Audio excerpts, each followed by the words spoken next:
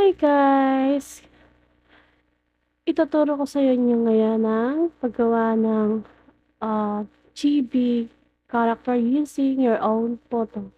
Ayan, meron na akong na-create guys. Actually, ito.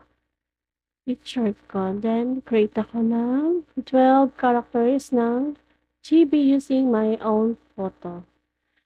Tuturuan ko kayo kung paano gumawa. First, punta tayo sa ChatGPT. Then, hingin natin yung prompt dito kay ChatGPT kung paano mag-create. Type nyo lang sa box na please create chibi anime style prompt.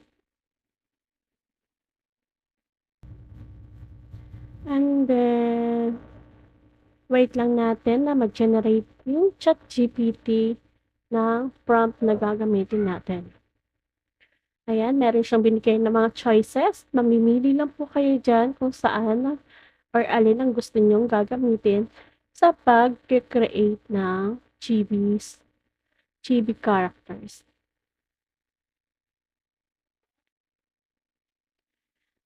Ayan. Nasa inyo na lang yan kung anong gusto niyong pipiliin. Then, ito yung napili ko guys. Ika-copy paste niyo lang po yan. Kakopy niyo. Then, punta tayo dun sa gemini.com.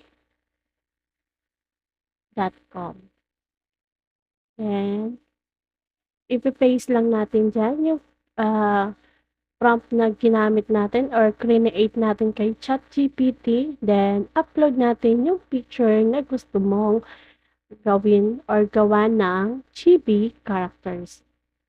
Ayan. Then, enter.